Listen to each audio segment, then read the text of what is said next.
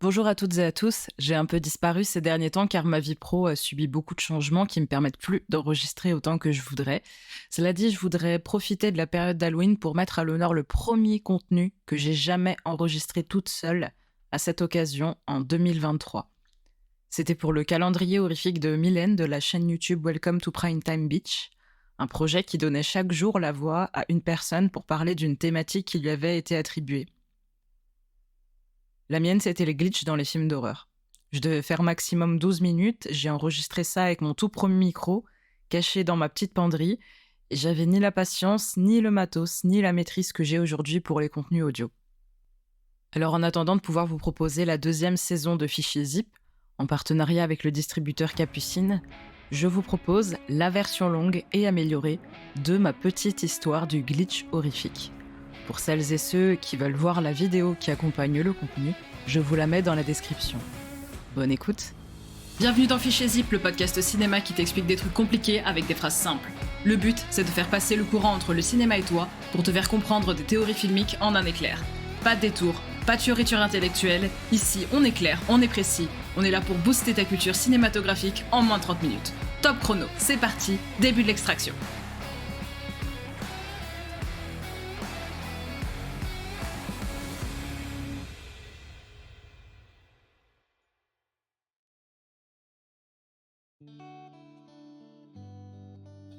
Commençons par le commencement. Le glitch, qu'est-ce que c'est ? Qu'est-ce que ça veut dire ? Pour Olivier Quintine, le glitch, c'est un dysfonctionnement mineur d'un système électronique. Ça vaut aussi lorsque le système rencontre un échec provisoire, comme une surchauffe, dans la conversion des chaînes de symboles numériques en événements sonores ou visuels. Dans l'imaginaire commun, le glitch apparaît avec les techniques analogiques et numériques. C'est par exemple la neige dans nos vieux téléviseurs cathodiques ou les erreurs de transmission à la webcam quand le réseau est mauvais. Pourtant, quand on cherche les racines du glitch, il faut repartir presque 100 ans en arrière, à l'époque des expérimentations plastiques surréalistes. L'une des premières, c'est le Retour à la raison de Man Ray, réalisé en 1927. C'est un court-métrage entièrement muet qui montre quelques-uns des premiers effets sur la matière de la pellicule qui feront partie des choix artistiques prédominants dans la perception du glitch. On va trifouiller le grain de l'image. Et ces grains de matière, c'est en fait les premiers pixels de l'ère numérique, c'est-à-dire une agglomération de petits éléments qui construisent une image et qui, quand ils ne sont pas placés et éclairés correctement, ou en trop petite quantité, vont perturber son affichage et sa fluidité. En théorie de l'image, on va parler de discontinuité. Dans les années 30, le cinéaste Harry Smith va faire apparaître le deuxième élément typique des choix artistiques impliquant le glitch, les formes géométriques, dans Early Abstraction. Un autre artiste fondamental, Isidore Isou, expérimente dans les années 50, avec Traité de bave et d'éternité, des techniques filmiques que l'on retrouvera énormément dans le film d'horreur des années 2000. C'est une œuvre militante qui se place directement en opposition à la fluidité lisse des images des films projetés à Cannes, et il va instaurer un nouveau modèle de pensée.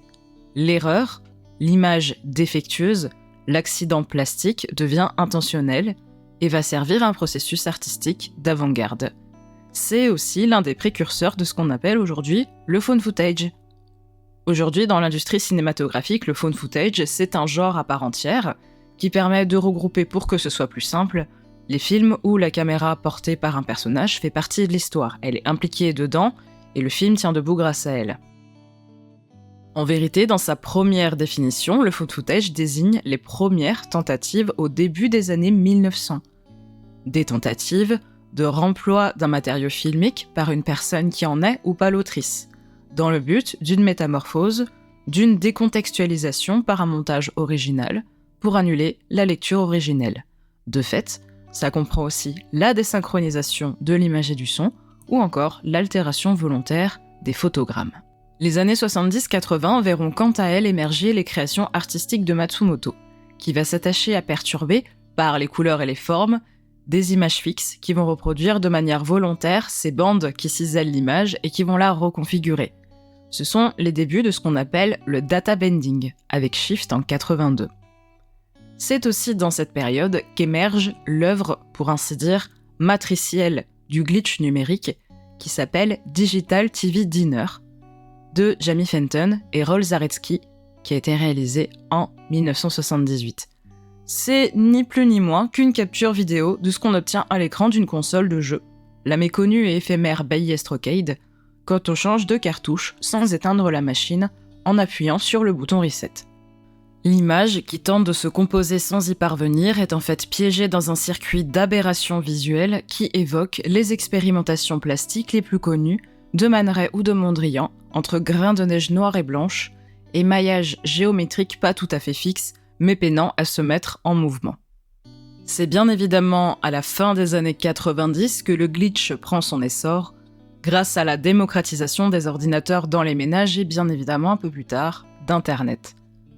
Au début, ça agace, voire ça met mal à l'aise. À titre personnel, le glitch, c'est vraiment un truc qui me procure un sentiment de grande étrangeté qui peut vraiment me mettre pas bien du tout. Un film qui utilise le glitch, ça peut me pétrifier littéralement. Et bientôt dans cette décennie, la curiosité et la fascination des artistes pour ce processus va se développer. On va essayer de déconstruire les images, voire de les intégrer dans des dispositifs filmiques de bien plus grande ampleur. C'est au milieu des années 90, voire début 2000, que les premiers exemples de longs métrages qui intègrent le glitch dans la forme de la narration se manifestent.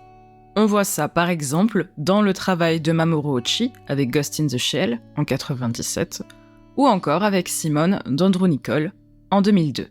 Donc ça c'était pour le petit historique. Mais comment ça se passe dans le film d'épouvante ? Eh bien c'est à peu près dans cette période, qui se situe entre 99 et 2001, que l'on voit apparaître de manière très prégnante le glitch dans les films horrifiques. Ça coïncide en grande partie avec une curiosité, matinée de méfiance autour des écrans, dont la profusion grandissante dans les années 90 menaçait, dit-on, le cinéma pour le mener à sa perte. On disait que le cinéma était mort, qu'il allait mourir. Mais vous et moi savons 20 ans plus tard que le cinéma va très bien aujourd'hui. Enfin, tout est relatif, mais en tout cas, il n'est pas mort. Mais toujours est-il que dans la fin des années 90, subsistait en sourdine ce dépit selon lequel les écrans et les flux numériques allaient s'en prendre à nous, nous avaler dans un circuit de terreur, nous faire disparaître, nous détruire. À peine dramatique. En un sens, on n'avait pas tort, parce que sinon Blair Witch Project, sorti en 99 et racontant l'histoire d'une équipe de tournage qui se perd dans la forêt avant d'être pris en charge par une mystérieuse force paranormale, n'aurait pas eu autant de succès. Mais dans le même temps, de l'autre côté du planisphère, naît un tout autre univers qui va tout autant terrifier des millions de personnes, et cet univers, c'est celui du fameux Ring d'Hideo Nakata, qui va populariser une représentation mêlant superstition et archives vidéo. Toute personne un peu amatrice de films d'horreur connaît l'histoire de Ring, qui fait partie des plus célèbres représentations de l'esprit de ce qu'on appelle aujourd'hui Analog Horror, avec l'histoire d'une cassette vidéo maudite où se succèdent des plans en mauvaise qualité d'éléments étranges, voire paranormaux. Ring, c'est pas tellement un film d'horreur, c'est plutôt un film d'épouvante. Et il va introduire un mouvement charnière dans l'histoire du cinéma de ce type, car c'est plus une personne, un monstre ou un légume ou même un fantôme en soi qui va tuer des gens, c'est en vérité un circuit analogique, un bug dans la matrice, un glitch. Le glitch ne prend vraiment de la place que dans l'adaptation américaine du premier, comme processus de malaise, parce que dans l'original japonais, le glitch il est présent, mais comme un élément technique qui est intégré au fait que la cassette elle est vieille, que c'est un phénomène d'usure et qui n'a pas grand-chose à voir avec l'aspect fantastique du film. Parce que ce qui rend le fantôme flippant, dans le premier japonais, c'est qu'elle passe d'une image plate, en 2D, à quelque chose de palpable, de presque humain, et en même temps, pas si humain que ça, après tout, elle est venue quand même pour tuer des gens. À la fin du premier Ring japonais, la menace est écartée, mais elle refait surface dans le 2, qui m'intéresse aujourd'hui. On parle pas beaucoup de la suite de Ring, et moi je l'aime beaucoup, je la trouve vraiment sympa. Et comme c'est mon podcast, je fais ce que je veux, donc je vais en parler. Je vais vous dire à quel point c'est vachement chouette, comme ça vous le referez pour Halloween. Le DVD au cas où coûte 2€ sur Vinted. Dans la suite du film japonais, ce qui a embêté pas mal les gens, c'est qu'on va faire intervenir l'esprit scientifique, pour expliquer tout l'aspect fantastique et donc le déconstruire. On va commencer le film avec l'autopsie de Sadako, donc le fantôme tueur, qui révèle qu'elle est restée près de 30 ans vivante, murée dans son puits. Alors que dans l'adaptation américaine, elle a survécu 7 jours, ce qui en soi est déjà pas mal. Mais on n'est pas sur la même temporalité. Et dans la version japonaise, comme la version américaine d'ailleurs, ni la découverte du cadavre, ni la destruction de la cassette vidéo maudite sur laquelle son image apparaissait, ne semblent en mesure de stopper la malédiction. Sadako est donc restée 30 ans dans le puits sous la même forme. Ce n'est pas scientifiquement explicable. Si on veut donner la petite explication avec tout ce que j'ai dit jusqu'à présent, on pourrait alors supposer que c'est en fait le glitch au sens littéral du terme qui a fait tenir le personnage. Un genre de circuit numérique ou fantastique qui s'userait en spirale, provoquant en fait un bug dans le temps. Le glitch se manifeste dans Ring 2 d'une manière qui peut paraître anodine, mais qui m'a foutu les jetons. J'en frissonne encore rien que d'en parler. Après avoir interviewé un personnage qui lui explique comment fonctionne la cassette maudite, un journaliste, qui enquête, décide de faire une copie de l'entretien. Gardez en tête cette histoire de copie. Évidemment, les choses ne se passent pas comme prévu. Les fantômes aiment pas trop être enregistrés dans les histoires de fantômes, on est bien d'accord. Le système va résister au journaliste, qui va insister, et en fait, l'enregistrement va tourner en boucle sur un mouvement de tête du personnage. Un mouvement de tête qui se baisse.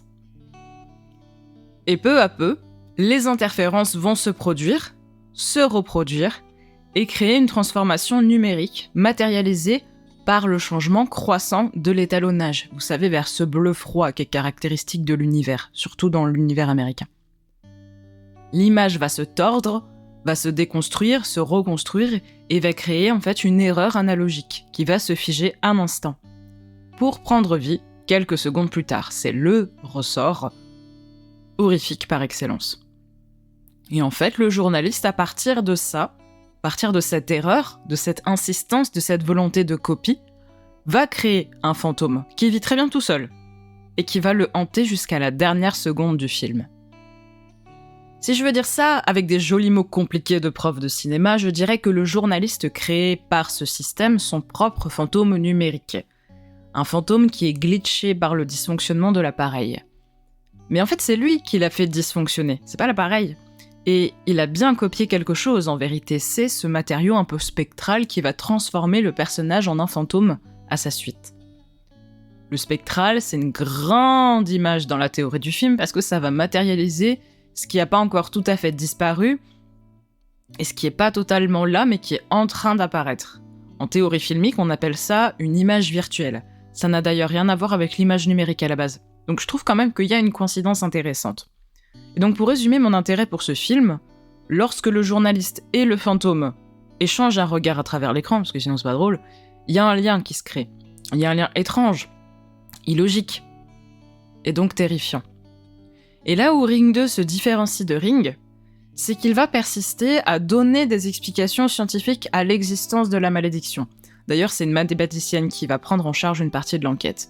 Et si ces explications affaiblissent en un sens le scénario d'épouvante qui est si bien mené dans le premier opus, je trouve qu'il apporte une qualité supplémentaire à l'existence de ce fantôme analogique.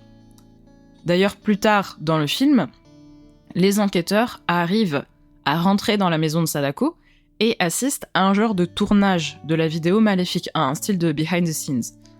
Et en fait, on voit avec du recul la fameuse séquence du miroir, la très célèbre, qui alterne entre la mère et la fille. Et en fait, c'est le miroir qui change de place sur le mur avec des vieux cuts moches qui ressemblent à rien. Et qui fait qu'en fait, c'est terrifiant parce qu'on comprend comment ça fonctionne, et ça se passe devant nos yeux. Et l'objectif, c'est vraiment de décortiquer la construction de la vidéo. Et c'est ça que je trouve qui est terrifiant, parce que mine de rien, en fait, certaines choses, notamment dans les films d'épouvante, sont faites pour rester dans l'ignorance. C'est encore pire, en fait, de savoir comment elles fonctionnent. Et là, on a la confirmation qu'il est désormais vraiment possible de créer son propre spectre. sa propre copie de l'énergie maléfique de Sadako, qui va ensuite vous suivre jusqu'à votre disparition, piégé dans une sorte de puits numérique, qui est en fait un circuit qui dépasse le puits matériel en pierre. Et donc cette histoire de glitch, elle est indissociable du cercle. C'est un cercle qui va se jouer dans le glitch, une nouvelle forme de ring pour reprendre le film de Nakata. Un genre d'anneau de système où vont permuter différentes faces, différents calques. Grâce au succès de Ring, le réalisateur Kiyoshi Kurosawa, qui avait d'ailleurs été pressenti pour réaliser Ring, peut obtenir des fonds suffisants pour réaliser son film à lui qui s'appelle Kairo. Il va d'ailleurs collaborer avec Hiroshi Takahashi, qui est le co-scénariste de Ring, pour le script de son film à lui. Alors Kairo, c'est un film très bonne ambiance, c'est un bon film de famille. Il raconte l'histoire d'une vague de suicides, qui va sévir lors de la propagation d'un virus informatique. Ce virus va dévaster toute la ville après la pendaison d'un informaticien dans son appartement. Et cet informaticien, évidemment, va laisser quelque chose derrière lui, une mystérieuse disquette. Donc vous voyez, on évolue dans l'histoire, de la cassette, on va passer à la disquette. Les lieux du film vont peu à peu se dépeupler, et en fait, le fléau, qui est matérialisé ici par une espèce d'ensemble de fantômes, qui vont apparaître et disparaître devant leurs victimes, va s'étendre sur les lieux du film.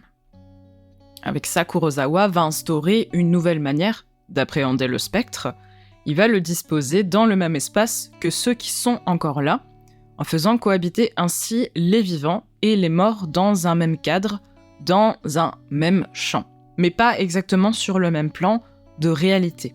Avec Kairo, on parle beaucoup de la séquence dans les sous-sols, qui a terrorisé des millions de personnes. Alors certes, elle est effrayante, mais moi, celle qui m'intéresse, c'est une scène très énigmatique, qui fait pas apparaître directement un fantôme, mais qui va suggérer sa présence par donc des interférences numériques, par des glitches. Cette scène, elle est compliquée à expliquer à l'oral, donc si vous comprenez pas ce que je raconte, je vous encourage vivement à aller regarder la vidéo, parce que j'ai mis des extraits du film, et puis même aller regarder le film, parce que c'est une grosse dinguerie. Prévoyez quand même un petit dessin animé après, parce que franchement, l'ambiance est moche. Donc, l'enquête traîne, et vers 1h30 de film, il y a un personnage qui s'appelle Harué, qui regarde sur son ordinateur des images provenant d'une disquette, donc trouvée chez un des personnages décédés. Et donc qui montre quelqu'un qui se tire une balle.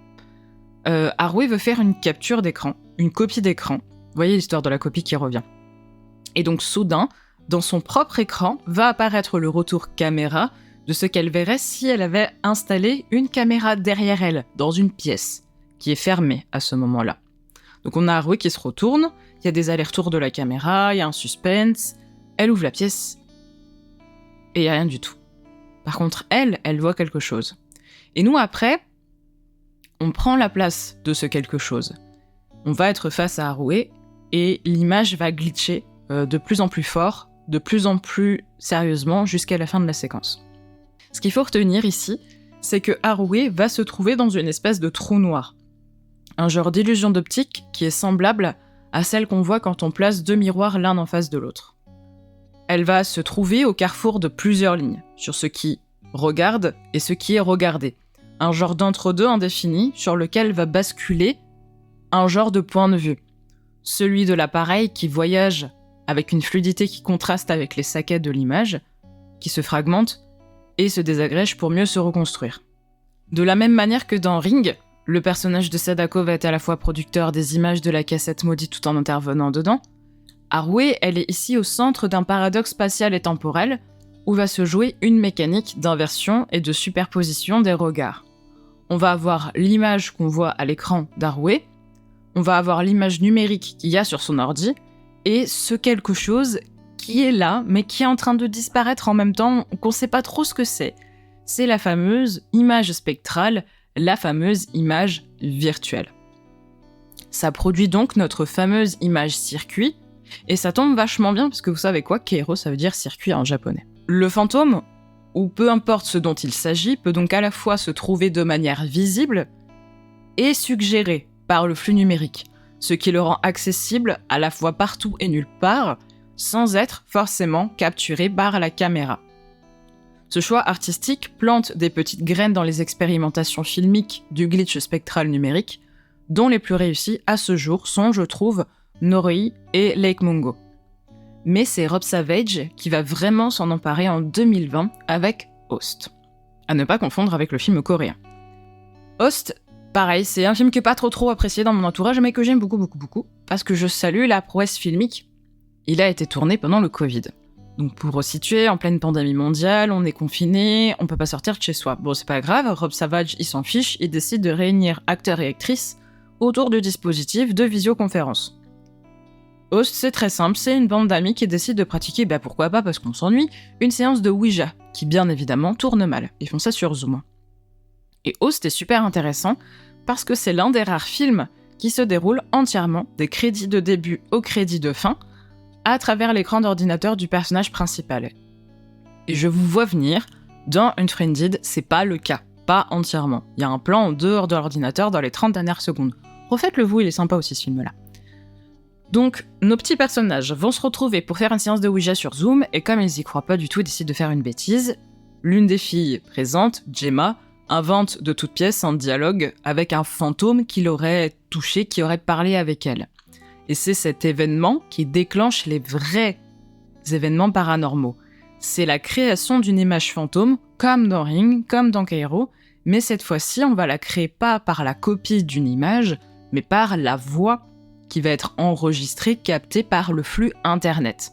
Comme vous le savez, Internet capte tout et enregistre tout.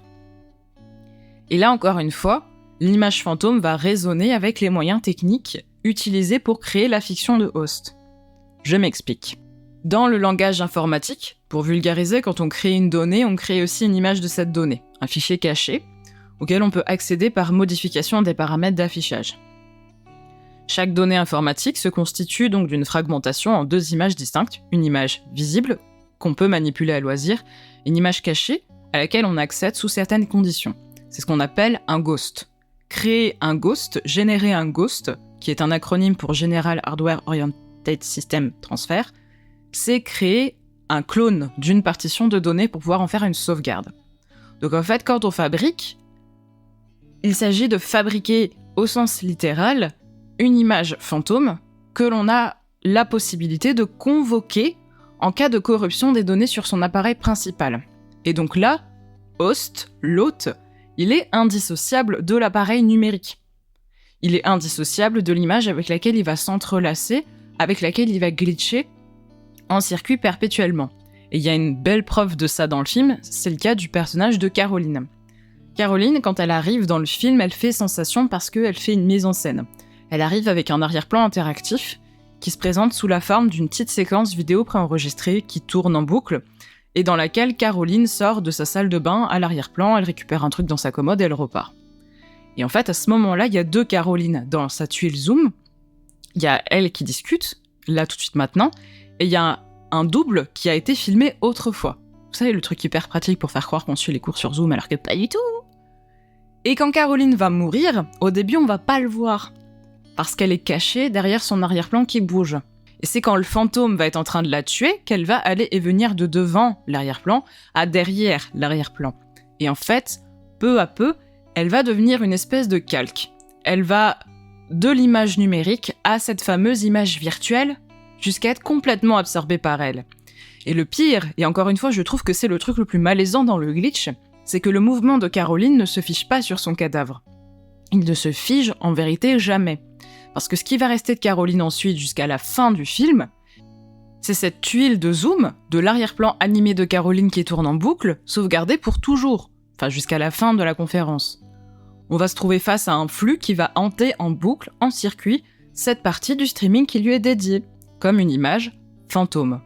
Et donc par tous ces petits éléments, encore une fois, on peut considérer que le glitch est indissociable du cercle et du circuit. Il est créé par lui, et c'est en même temps lui qui le maintient. Dans l'univers de Ring, pour se sauver, pour se libérer de la malédiction, il faut faire une copie de la cassette, il faut la montrer à quelqu'un d'autre. Mais ça implique, en conséquence, de continuer le cercle, de l'agrandir, de le prolonger. Et les expérimentations qui ont suivi prouvent que ça marche pas toujours, comme dans Ring 2, et que bien souvent l'horreur, elle est ailleurs, elle est inexplicable scientifiquement, comme dans Kairo par exemple. Et en plus de ça, si le cercle se brise, l'entité glitchée par les bugs va se perpétuer à jamais. Le monstre qui est glitché, il est nulle part, donc il est partout, et en fait, la plupart du temps, il est créé par nous-mêmes. Et en fait, c'est ça qu'on a créé dans le glitch avec l'avènement du numérique. Un glitch qui peut être partout, qui peut être en train de se créer à cet instant, qui peut être avec nous, ou peut-être, qui sait, qu'il est derrière vous. Joyeux Halloween à toutes et à tous, et à bientôt pour la saison 2 de Fichier Zip.